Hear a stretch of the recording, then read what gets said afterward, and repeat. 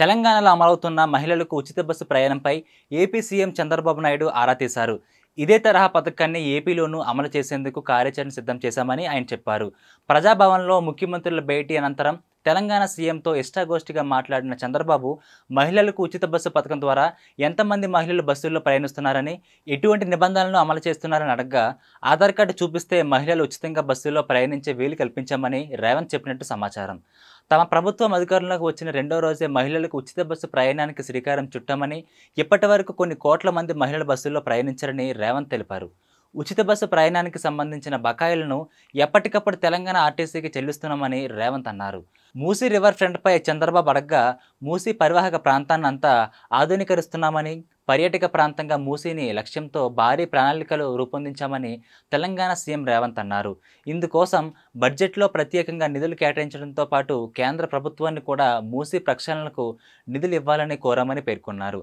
తన పాలనలో మూసీని పూర్తి స్థాయిలో అభివృద్ధి చేయాలన్న లక్ష్యంతో ముందుకు వెళ్తున్నామని, దేశ విదేశీ పర్యాటకులు వచ్చేలా మూసీని తీర్చిదిద్దామని ఆయన చెప్పినట్టు సమాచారం. రాష్ట్ర రహదారులను జాతీయ రహదారులుగా మార్చాలని ఇప్పటికే కేంద్ర మంత్రి గడ్కరీని కలిసి కోరామని, కేంద్రం కూడా సానుకూలంగా స్పందించిందని ఆయన చెప్పారు.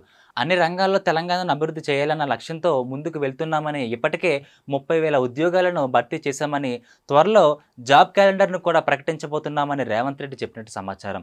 మెగా డిఎస్సీని ప్రకటించామని రేవంత్ పేర్కొనగా, తాను ముఖ్యమంత్రి అయ్యాక ఇటీవల ఏపీలోనూ ఉపాధ్యాయ ఖాళీల భర్తీకి మెగా డిఎస్సీని ప్రకటించిన విషయాన్ని ఆ రాష్ట్ర ముఖ్యమంత్రి చంద్రబాబు చెప్పినట్టు సమాచారం. తెలుగు రాష్ట్రాలు అభివృద్ధిలో పోటీ పడాలని, తెలంగాణ ప్రజల భావోద్వేగాలు తనకు బాగా తెలుసునని చంద్రబాబు వ్యాఖ్యానించినట్టు సమాచారం.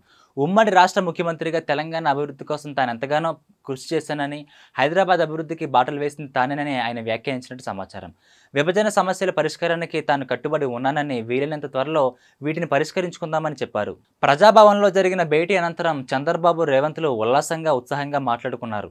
ఏపీ, తెలంగాణ మంత్రులు ఇరు రాష్ట్రాల్లో జరుగుతున్న అభివృద్ధి, భవిష్యత్ కార్యాచరణపై ఒకరినొకరు చర్చించుకున్నట్టు చెబుతున్నారు.